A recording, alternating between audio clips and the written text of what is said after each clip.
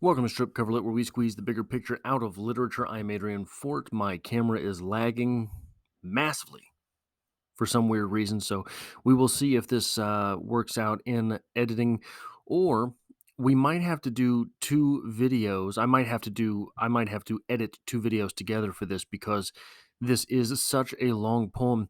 Look, we're here to talk about poetry. We have poetry every Mondays, but we also have poetry in honor of National Poetry Month, 30 poetry discussions in 30 days here on the channel. So if you find yourself here by chance but not design, consider hitting the subscribe button, stick around for more, because literature is the only thing that I talk about on this channel. Poetry, short stories, novels, read-alongs, some writing, a little bit of writing, not a whole lot. But also, if you enjoy what I do here, I am currently 42 painful subscribers away from 1,000 on my personal channel, a link to which can be found in the description below. On that channel, I talk about philosophy, movies, all sorts of things that I don't do here. This is just literature. So let's get into it. We have a poetry discussion for The Raven by Edgar Allan Poe. The Raven reads as such. Once upon a midnight dreary, while I pondered, weak and weary, over many a quaint and curious volume of forgotten lore, while I nodded, nearly napping, suddenly there came a tapping as of someone gently rapping at my chamber door. "'Tis some visitor," I muttered, tapping at my chamber door, "only this, and nothing more." Ah, distinctly I remember it was the bleak December, and each separate dying ember wrought its ghost upon the floor. Eagerly I wished the morrow, vainly I had sought to borrow from my book's surcease of sorrow, sorrow for the lost Lenore, for the rare and radiant maiden whom angels name Lenore, nameless here forevermore. And the silken, sad, uncertain rustling of each purple curtain thrilled me, filled me with fantastic terrors never felt before, so that now, to still the beating of my heart, I stood repeating, "'Tis some visitor entreating entrance at my chamber door, some late visitor entreating entrance at my chamber door, that is it, that it is, and nothing more." Presently my soul grew stronger, hesitating then no longer. "Sir," I said, "or madam, truly your forgiveness I implore. But the fact is I was napping, and so gently you came rapping, and so faintly you came tapping at my chamber door, that I scarce was sure I heard you. Here I open wide the door, darkness there, and nothing more. Deep into that darkness peering, long I stood there, wondering, fearing, doubting, dreaming dreams no mortal had ever dared to dream before. But the silence was unbroken, and the stillness gave no token, and the only word there spoken was the whispered word, 'Lenore?' Then I whispered, and an echo murmured back the word, 'Lenore.' Merely this, and nothing more. Back into the chamber turning, all my soul within me burning. Soon again I heard a tapping somewhat louder than before. "Surely," said I, "surely that is something at my window lattice. Let me see then where the thread is, and this mystery explore. Let my heart be still a moment, and this mystery explore. 'Tis the wind and nothing more." Open here I flung the shutter, when with many a flirt and flutter in there stepped a stately raven of the saintly days of yore. Not the least a not the least obeisance made he, not a minute stopped or stayed he, but with mien of lord or lady perched above my chamber door, perched upon a bust of Pallas just above my chamber door, perched and sat and nothing more. Then this ebony bird beguiling my sad fancy into smiling, but the grave and stern decorum of the countenance it wore. "Though thy crest be shorn and shaven, thou," I said, "art sure no craven, ghastly, grim, and ancient raven, wandering from the nightly shore. Tell me what thy lordly name is on the night's Plutonian shore." Quoth the raven, nevermore. Much I marveled this ungainly fowl to hear discourse so plainly, though its answer little meaning, little relevancy bore, for we cannot help agreeing that no living human being ever yet was blessed with seeing bird above his chamber door, bird or beast upon the sculptured bust above his chamber door, with such a name as Nevermore. But the raven, sitting lonely on the placid bust, spoke only the one word, as if his soul in that one word he did outpour. Nothing further than he uttered, not a feather than he fluttered, till I scarcely more than muttered, other friends have flown before, on the morrow he will leave me, as my hopes have flown before. Then the bird said, Nevermore. Startled at this stillness broken by reply so aptly spoken, doubtless, said I, what it utters is only stock and store caught from some unhappy master, whom unmerciful disaster followed fast and followed faster, till his songs one burden bore, till the dirges of his hope that melancholy burden bore, of nevermore. But the raven still beguiling my sad fancy into smiling, straight I wheeled a cushioned seat in front of bird and bust and door. Then upon the velvet sinking, I betook myself to linking fancy unto fancy, thinking what this ominous bird of yore, what this grim, ungainly, ghastly, gaunt, and ominous bird of yore meant in croaking nevermore. This I sat engaged in guessing, but no syllable expressing to the fowl whose fiery eyes now burned into my bosom's core. This and more I sat divining, with my head at ease reclining on the cushion's velvet lining that the limp light gloated o'er, but whose velvet violet lining in the lamplight gloating over, she shall press, nevermore.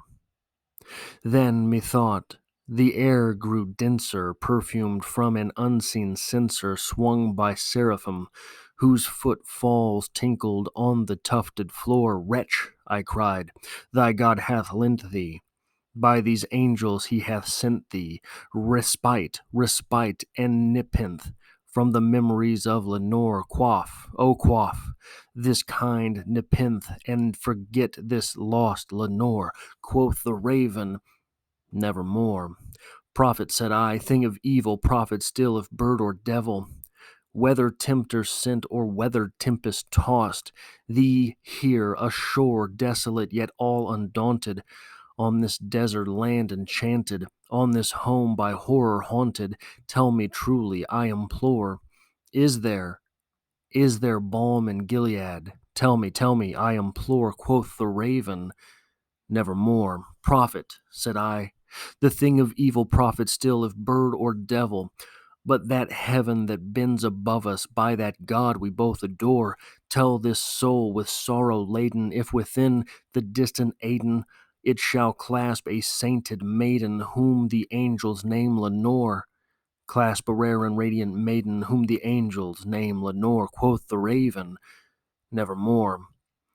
Be that word or sign in parting, bird or friend, I shrieked upstarting, get thee back into the tempest and the night's Plutonian shore. Leave no black plume as a token of that lie thy soul hath spoken.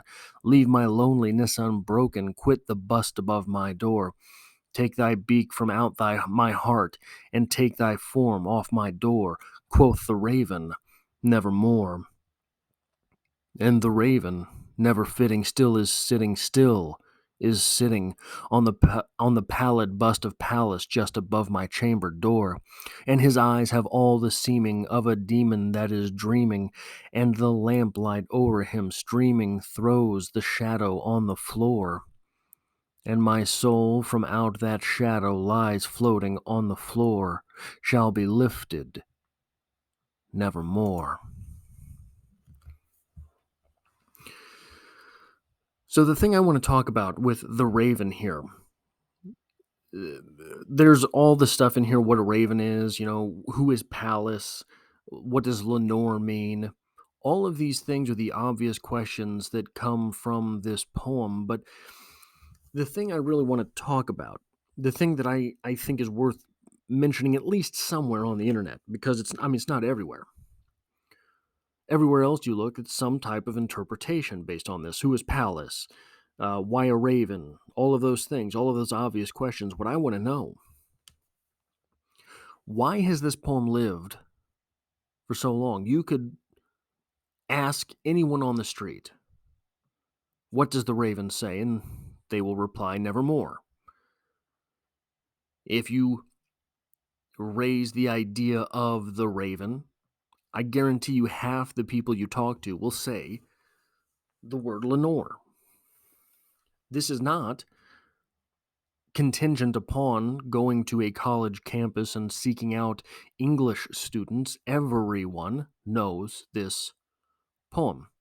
I think part of it is the exquisite rhythm with which Edgar Allan Poe had written. But I think there's some other things at play here. I think that one of the things at play here is that everyone has this idea in them of loss. Our speaker here has lost Lenore. All of us have lost someone, have lost something at some point in time. So that becomes a universal thing for everyone to grab onto. And because it is universal and because there is that exquisite rhythm, we are able to identify with this thing so wholeheartedly. But I don't think that's it. Who has not woken up in the middle of the night hearing their name, right? Something like that. Who has not woken up in the middle of the night with jumped a start because they thought they heard someone at the door? Who has not been woken from a nap or something like with this feeling of falling, right? And you wonder, where did that come from?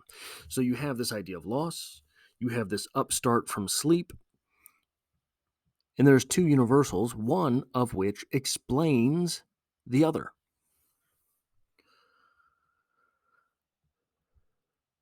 I'm a little bit older, okay?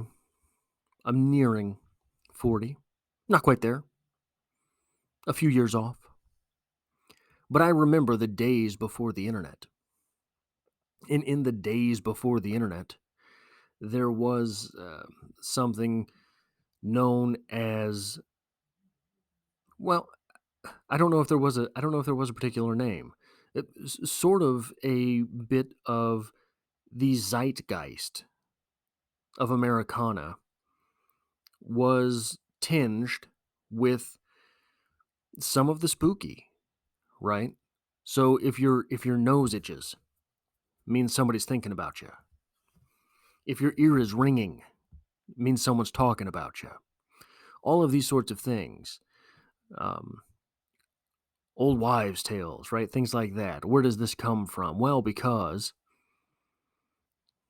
and I think that that is not something which is Americana, maybe necessarily so much as deeply rooted in the human experience. We experience something and we seek a reason for it. We seek an explanation because of it. That is deeply rooted in this poem. This poem is musical.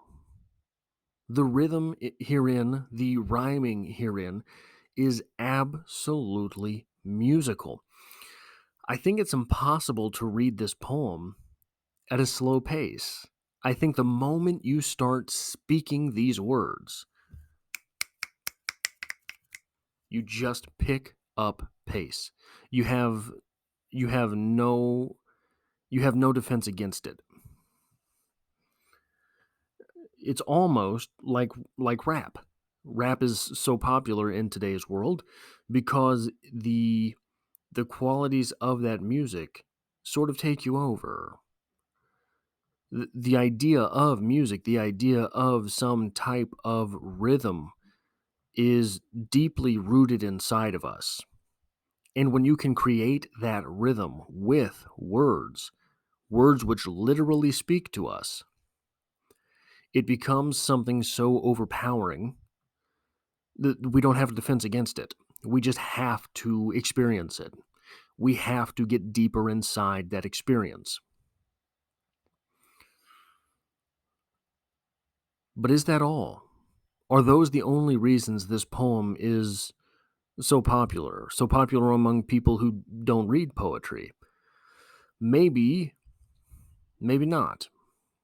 What if there is something spooky and primal within this poem?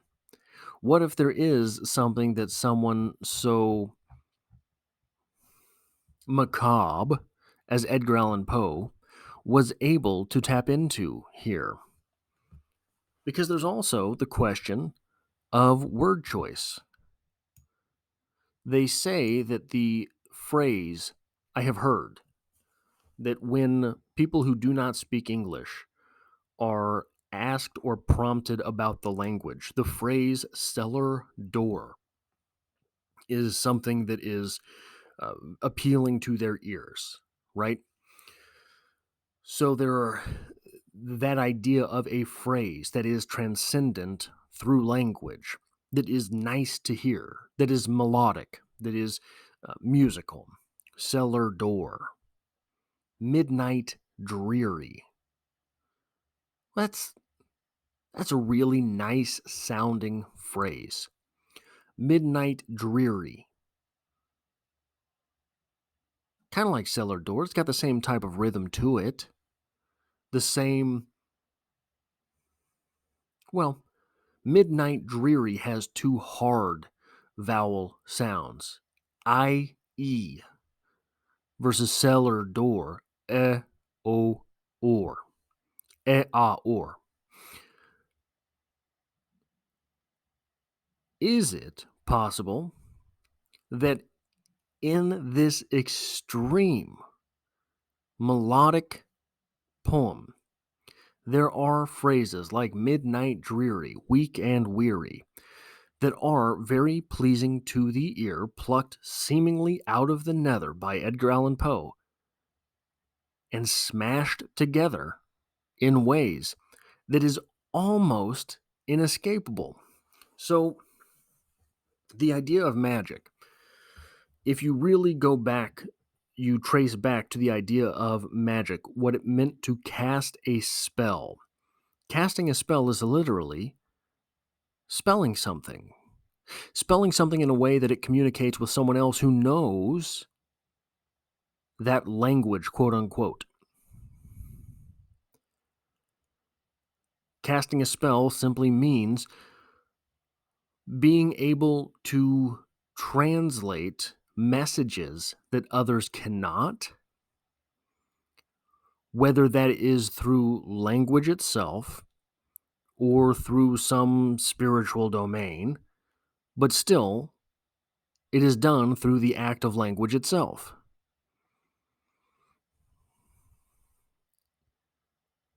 I would say that the time of Edgar Allan Poe was sort of the last vestige of the ideas of magic in proper society. These ideas probably died completely from proper society, from intellectualism shortly thereafter. So there was the craze with the mummies, right? Where all of these mummies were being taken from Egypt and ground into powder, and people were eating it, drinking remains, drinking mummy, eating mummy, people, dead people, eating dead people, because they thought it was a cure all. In the early 1900s, there was a cottage industry shortly after World War I of seers, of people who could speak to the dead. Obviously, so many people were lost in the World War that this cottage industry sort of sprang up. There was Charles Hoy Fort. There was oh, a guy who, Edgar Casey. And these were really on the periphery of mainstream society. But in Edgar Allan Poe's day, this type of macabre, this type of melancholy was mainstream. This type of sort of wondering what the macabre was and having this sort of connection to the next world, the other realm. This was mainstream.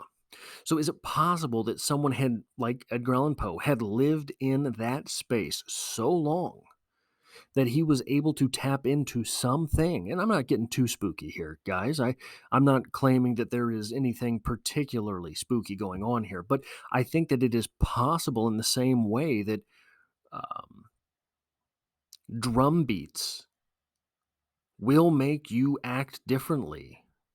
That there is a possibility that strings of words together in specific melody, in specific combination, can underride everything going on up here in that front part of the brain and go straight down here to the lizard brain. Straight to the lizard brain.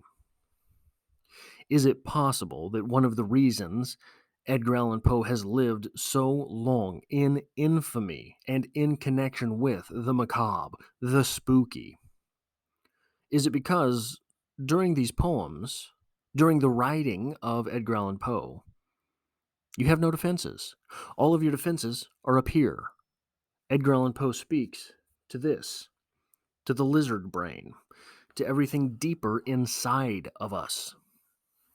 I don't know, but I think it's an interesting question. I think that's all I have for this poetry discussion. I was worried that it would get too long because of the nature of the poem itself, but we're getting out of here in good time.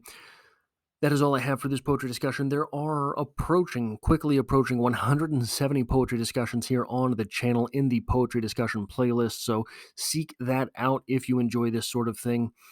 There will be poetry on the channel every Monday. And I speak only about literature here, poetry, short stories, novels. So if you find yourself here by chance but not design, consider hitting that subscribe button. Stick around for more literary discussions in the future. And again, there is a link to my personal channel in the description below. I am currently working on an essay called We Must Imagine Sisyphus. That phrase is taken from Albert Camus' We Must Imagine Sisyphus Happy. I have a little bit of a problem with that wording, a little bit of a problem with that idea. But over on my channel, my personal channel, I talk about philosophy, I talk about movies, I talk about goal setting, things like that. So join me over there if that sounds like something you might be interested in as well. And hey, I hope to have you back for the next.